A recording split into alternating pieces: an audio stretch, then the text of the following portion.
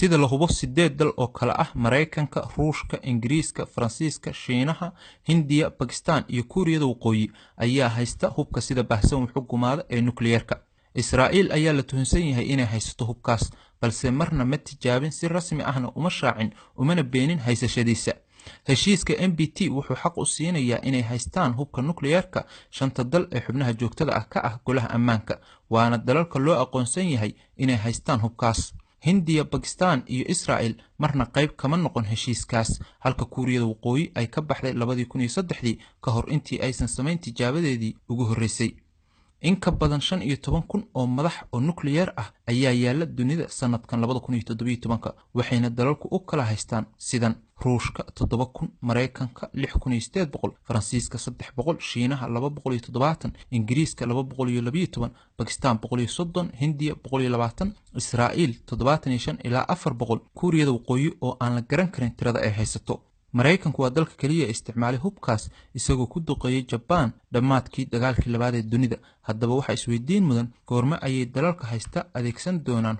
Shiinaha iyo Hindiya ayaa ah labada dal ee kaliya ee si shuruud la'aan ah u cadeeyay inaysan u isticmaali doonin hubkooda weerarka koowaad.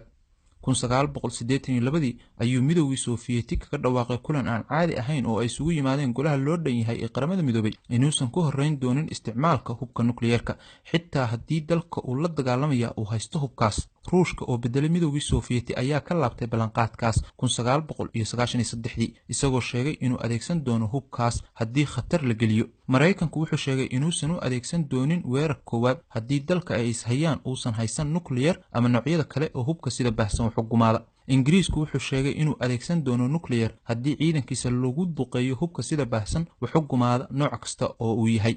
Faransiiska iyo Pakistan siyaasad ahaan waxay la mid yihiin Ruushka, waxayna sheegeen inay adeegsan doonaan hubkaas marka ay khatar wajahaan. Kuuriyada Waqooyi dhankeeda waxay ballan qaaday inaysan ku horeyn doonin adeegsiga hubkaas, iyadoo sheegtay inuu gaashaan uga noqon doono khatarta Mareykanka. Israa'iil ma lahan siyaasad cad oo ay ka leedahay isticmaalka hubkaas, maadaama oo aysan si rasmi ah u shaacin haysashadiisa. isticmaal kasta oo hubka nukliyeerka ah wuxuu horseedi karaa musiibo, dagaal lagu hobto iyo suurtagalnimada weerar jawaab celin ah oo nukliyeer ah.